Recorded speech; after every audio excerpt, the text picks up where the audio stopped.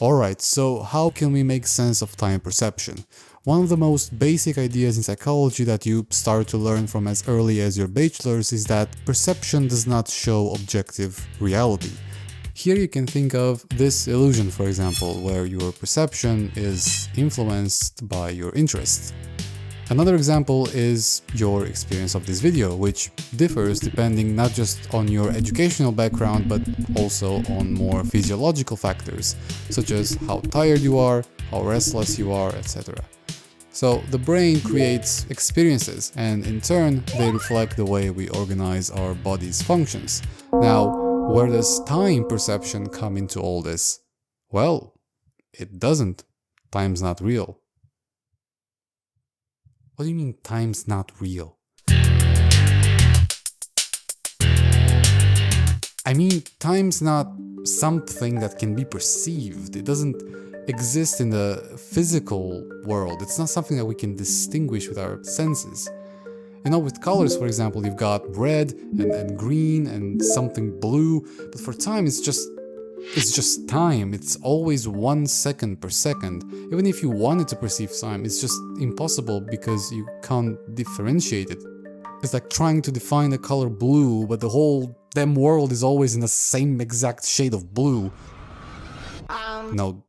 I mean, time was not even a measurable thing before people started playing with shadows and shit. And even then, they didn't perceive time, they perceived the motion of the sun on the sky, depicted as shadows on the ground, and the changes in brightness and temperature. All of these are essentially clusters of experiences. So, if time refers to a sequence of events, time perception refers to a sequence of experiences. It's a phenomenon that is implicit in the way we adapt to our environment. And what seems to happen is that the easier it is for us to adapt, the more time seems to speed up. And that is what we call present time or flow state, if you're familiar with that. But anyway, the problem is we never just stay in the present. For example, you go looking for places to live in, and in this economy you realize you're actually just poor, and you start worrying and scrambling for ideas that have even a resemblance of chance at working. And because of that, every time we stop seeing a way forward, our experience of time becomes a tad bit slower. With every added annoyance, the average minute will start to feel slightly longer than a minute, so to speak. This pause in experience that causes a slowing down of time we could call absent time. And absent time happens very frequently.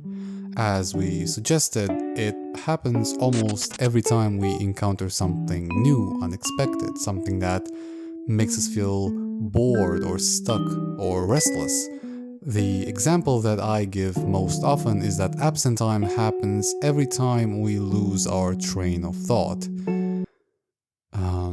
Right, so point being, when we can adapt to our environment, time just doesn't seem to slow down, but conversely, when we are met with some difficulties, time does seem to slow down. And as we age and develop habits, routines, and other kinds of patterns, all of our experiences tend to become more stable, meaning that time gradually seems to speed up as we get older, or rather to slow down less frequently as we fill our agendas with all kinds of predictable shit. Now, the problem is that time perception becomes less predictable when we consider the fact that we don't just experience what's happening, we also experience what happened in the past and what would happen in the future.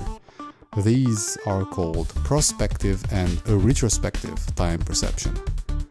But again, we're not talking about time itself. For prospective time, for example, the more difficulties we expect to meet along the way, the more we'll tend to overestimate the amount of time that we'll spend in that activity. I'ma turn it up and then I'm gonna take it down. I'ma turn it up and then I'm gonna take it down. Now, suppose you were free falling from a tall place. As it is the case with many martial artists, for example, they might report that they experience time to pass as if in slow motion during a fight, for example. But the mind architecture model would suggest that that's not the case at all. An experimental study from 2007 investigated exactly this idea. The trick was to influence the so-called temporal resolution of the mind, which suggests that we experience time essentially in a matter of frames per second, and that during stressful events, we might actually overclock, so to speak, this capacity of ours, and time can be slowed down. Now, if we rapidly alternate between these two images, we find that we perceive them as a blend, and that the numbers disappear, because our temporal resolution is not high enough for us to still be able to differentiate the stimuli at such a high speed. So, during a freefall, if time indeed could be slowed down, this differentiation should be doable, and the participants could perceive the number they receive. The results: participants did recall time as slowed down during the fall, but they couldn't actually tell the number that was rapidly alternating on the screen that was on their wrist. As the researchers concluded, time slowing is a function of how we remember our experiences and not a matter of perception.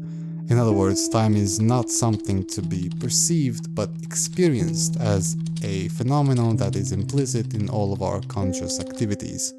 If you find that time passes by slowly, it probably means that you are having trouble actually adapting to your current circumstances, in which case you could either add new elements to your current situation or subtract some of the things that leave you in your current state of absent time.